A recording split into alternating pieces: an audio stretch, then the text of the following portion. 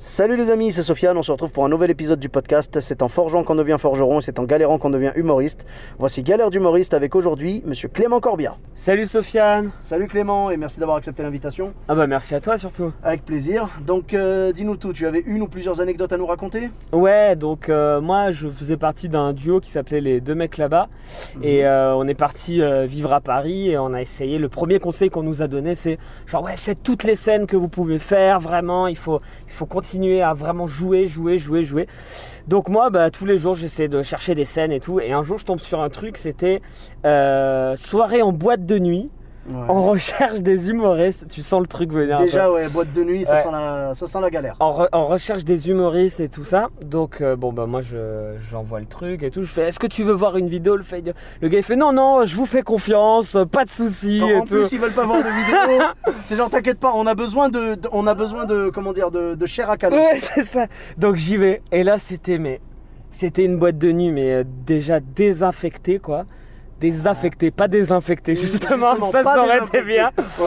Et en fait, on est arrivé genre à 22h30, tout était éteint. Et là, je te jure que c'est vrai, j'arrive, il y avait 3 types assis sur un canapé. Ils étaient en train de regarder un match de foot, c'était pendant la Coupe du Monde. C'était l'Algérie qui jouait, je crois que c'était Algérie-Angleterre, un truc comme ça. Ouais. Donc je fais, mais la soirée commence bientôt. Non, regarde le match d'abord et tout. Donc j'ai regardé le match avec eux. On a regardé le match et là je voyais, il n'y a pas de public qui arrivait et tout, il n'y avait que nous. Ouais. Et en fait, de ce que j'ai compris, ça on nous l'avait pas dit avant, c'était une soirée organisée par des rappeurs du coin. Ouais. Et ils venaient un petit peu se montrer leur nouveau texte et tout ça. D'accord. C'était une soirée échange et tout. Et ils voulaient des stand-uppers pour puncher, pour faire de la vanne et tout ça. Ah, pour les vanner un peu eux, quoi. Sauf que moi à l'époque, j'avais un duo du coup que tu connais, les deux mecs là-bas, ouais, où on était. De l'humour absurde. C'était de l'humour absurde à personnage. Ouais, bien sûr. Et du coup, pas du tout dans ce truc-là. Donc on leur fait un sketch qui s'appelait Augustin, où je faisais un enfant qui se fait maltraiter. Il était génial. C'est gentil. Et du coup, bon, c'était pas du tout l'ambiance, quoi. Donc on fait ça, on finit le sketch où l'enfant se prend un coup de poing dans la gueule. Et ça finit par Francis qui dit moi la maltraitance ça me dégoûte. Le sketch se finit. Ouais. Et là à ce moment-là il y a une ambiance, mais genre il n'y a pas un rire, il n'y a pas un commentaire. Et là la boulette, le truc qu'il fallait pas faire, il y a mon binôme, donc Francis, il s'appelle Francis. Il commence à parler, je le regarde, non.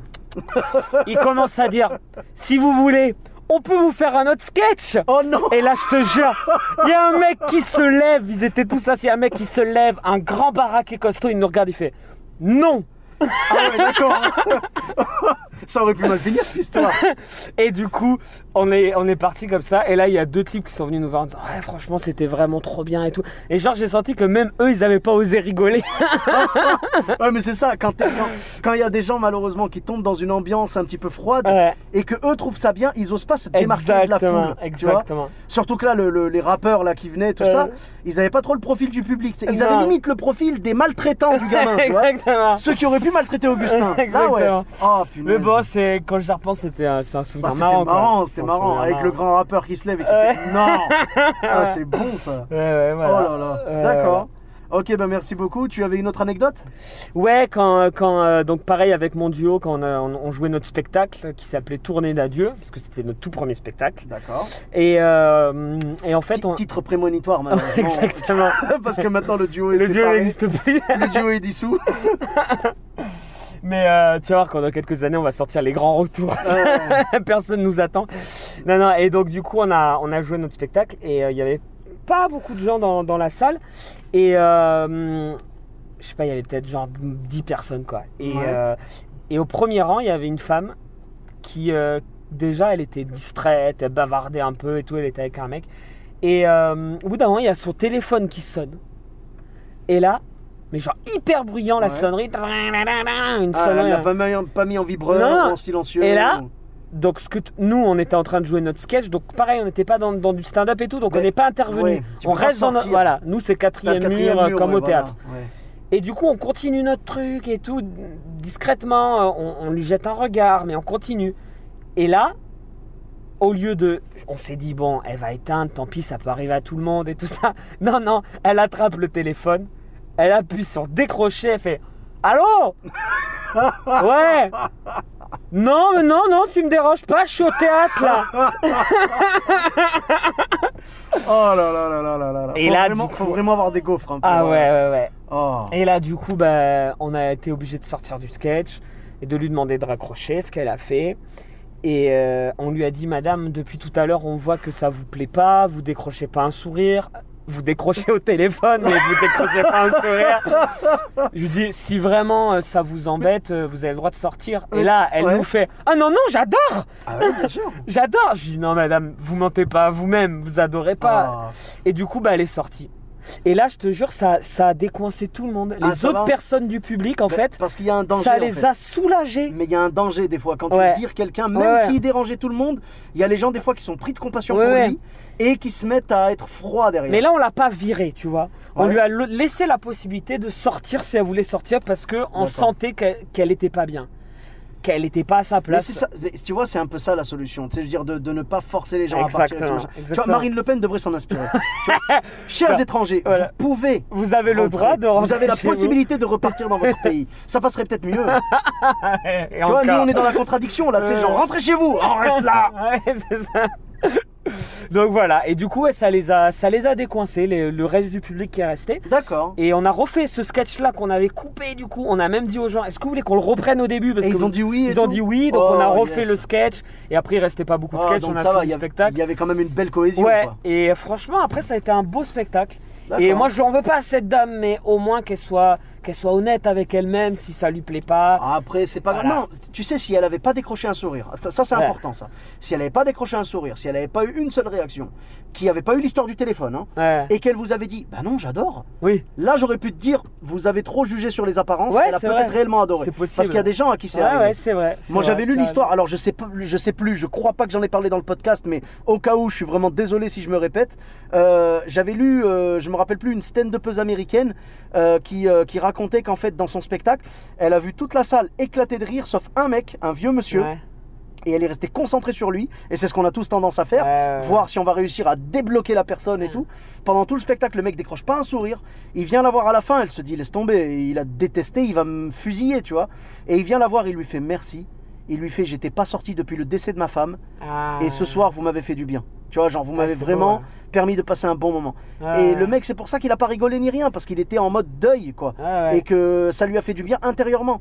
Et puis même sans parler de deuil, il y a des gens qui vont venir voir un spectacle, qui vont pas décrocher un sourire, mais qui vont adorer parce qu'ils ont le rire intérieur. Exactement. Le tout, c'est de leur faire passer un bon moment. Il faut pas juger effectivement que sur ce truc-là. C'est ça. Si tu fais genre un spectacle dramatique, tu vas pas juger les gens en disant t'as pas pleuré, t'as pas pleuré, t'as pas pleuré, t'as pas aimé. C'est ça. Moi, je pense que le Graal, c'est quand vraiment tu chopes quelqu'un qui te dit par exemple, ouais, j'ai pas, moi je ris pas beaucoup, t'inquiète pas. Tu sais, tu vois qu'elle rit pas beaucoup, la personne, et t'arrives à la décoincer. Tu la vois éclater de rire. Moi, ça m'est arrivé une fois. C'était une amie et tout qui est venue me voir, qui m'a prévenu avant. Elle m'a dit, ne t'inquiète pas, je ne ris pas, je ris intérieurement. Oui, les gens limite ils s'excusent à l'avance. Mais c'était ça. Et moi, je l'ai pas mal pris du tout, au contraire. Et pendant tout le spectacle, je la guettais et je l'ai vue éclater de rire à un moment. J'ai fait yes, bébé. Tu vois, c'était la petite victoire, quoi. Ah, ça m'a fait du bien. Ça fait du bien à l'ego dans ces cas-là, tu vois. Clair. Mais bon, en tout cas, là, cette dame-là, en l'occurrence, je suis totalement d'accord avec toi. C'est le côté téléphone qui me gêne. Elle décroche au téléphone. Non, tu me déranges pas, je suis au théâtre. Non, je suis au théâtre là, tranquille. Oh punaise. Je passe une bonne soirée. Je te raconterai. Oh là. Mais tu sais que, alors je sais plus si c'est pas arrivé ça. C'est que quelqu'un a décroché son téléphone à un moment et l'humoriste sur scène, alors je sais plus du tout qui c'est ou quoi, mais genre il a regardé l'humoriste, il lui a fait s'il te plaît, tu peux parler un peu moins fort. C'est balèze quand même. Genre j'arrive pas à entendre ce qu'on me dit au téléphone. Ah putain. Oh là là. Enfin bref, en tout cas il nous en arrivera d'autres. Donc où est-ce qu'on peut te retrouver?